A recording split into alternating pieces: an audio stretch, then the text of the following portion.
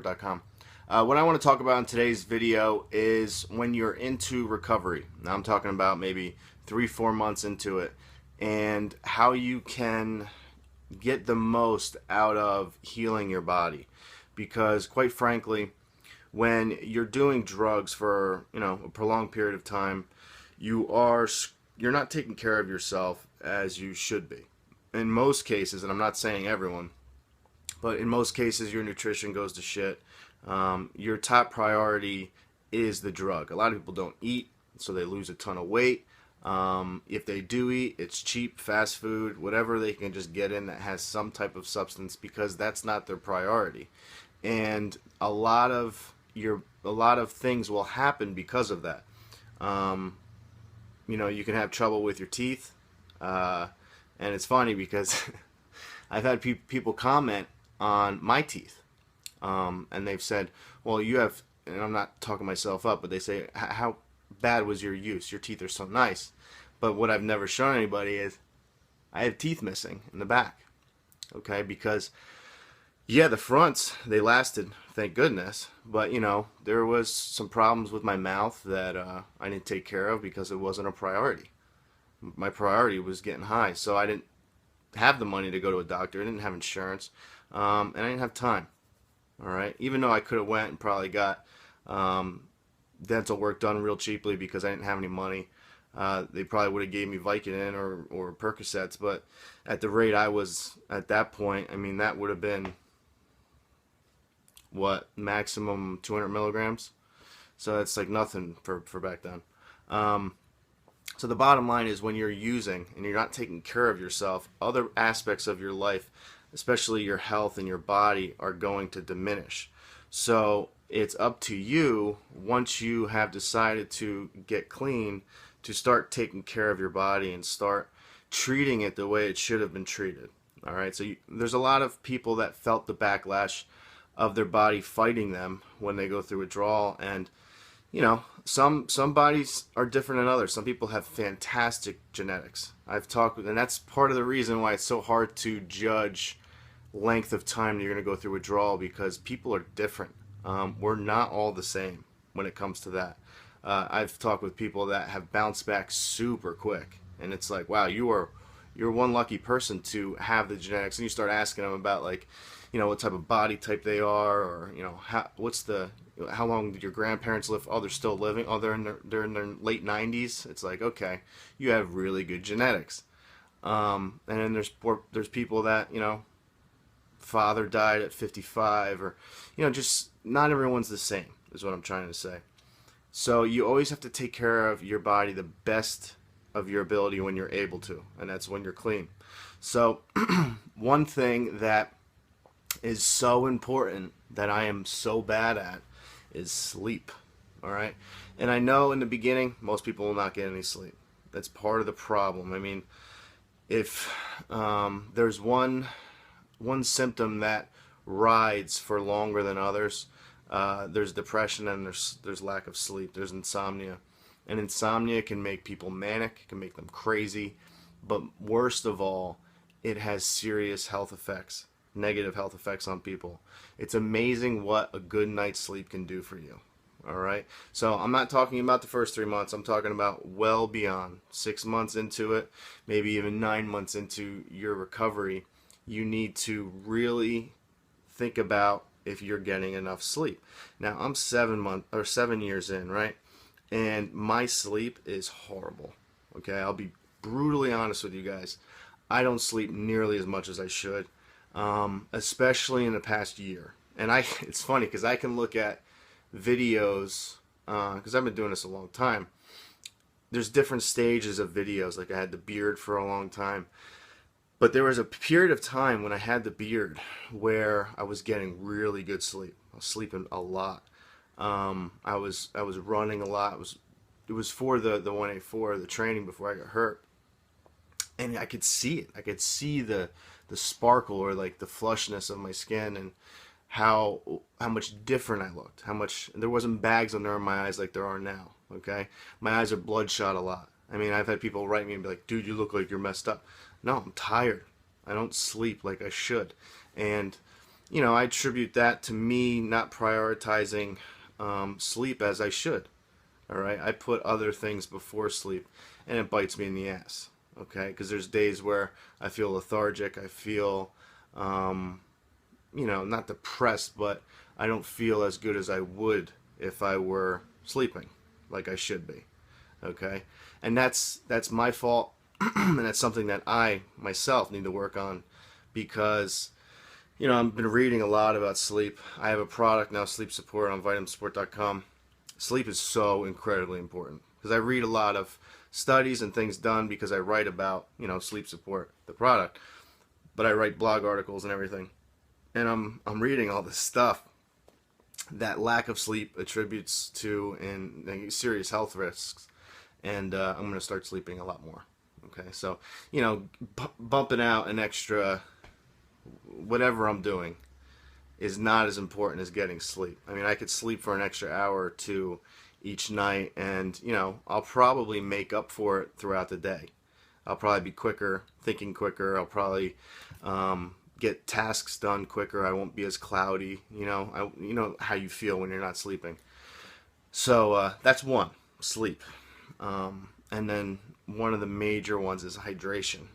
So many people don't drink enough water. Okay, there's a million different products out there to drink, but there's nothing better for you than water and a teaspoon of a citric fruit. 1 tablespoon per 8 ounces of water. They say that's like nature's sports drink. So I always carry around my big jug, and I'll show you guys again. This is like the 100th time I'm showing you guys, but this jug right here is, and it's discolored. It looks kind of cloudy. You guys can't really tell, but there's lemon juice in here, fresh lemon juice. And yeah, it's a pain in the butt sometimes to cut it. And if I'm really not up to cutting it, I have little organic juice packets that I put in there that are just straight lemon juice, because I hate the taste of water by itself. I think it's gross. It's bland. You could filter it a million times. I'm bored of it. I don't like it. So I add lemon juice to it, and it's great for your digestive system. It's great for your skin. It's great for a million different reasons. And it makes your water taste good, which is most important to me. I mean, obviously all the health benefits are great, but this gets water in my body like I'm supposed to, and I drink anywhere between two and 4 of these a day, depending on how the day's going.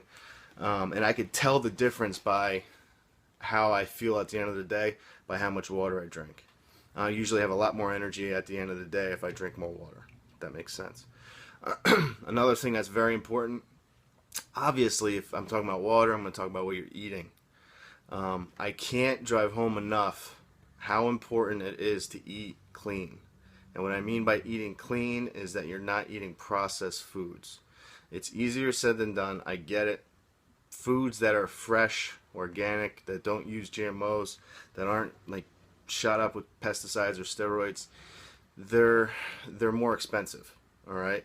But when you start to weigh the risks between the benefits and the cons of price, I mean, it's better to invest in your body and your health more so than other things.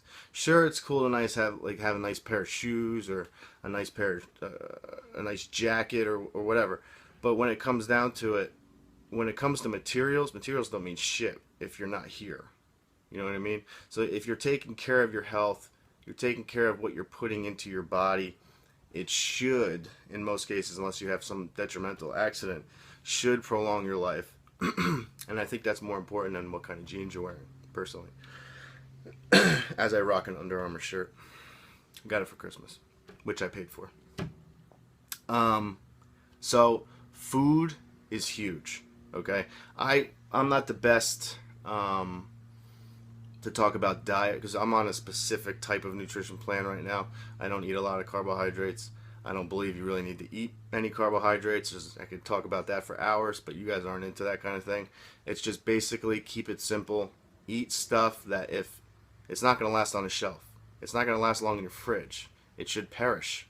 It should be food that's not going to be able to sit on a shelf for months at a time, and you're going to have to rip open a wrapper to eat it. That's how you know it's got a bunch of stuff in there to preserve it. And if it's preserving for a long period of time, it's not going to be good for you. Okay, it's best to just eat stuff that is gonna perish quickly. That's an easy way to look at it. And now there's people that will say that, you know, you shouldn't eat meat because there's all these, you know, health risks to meat.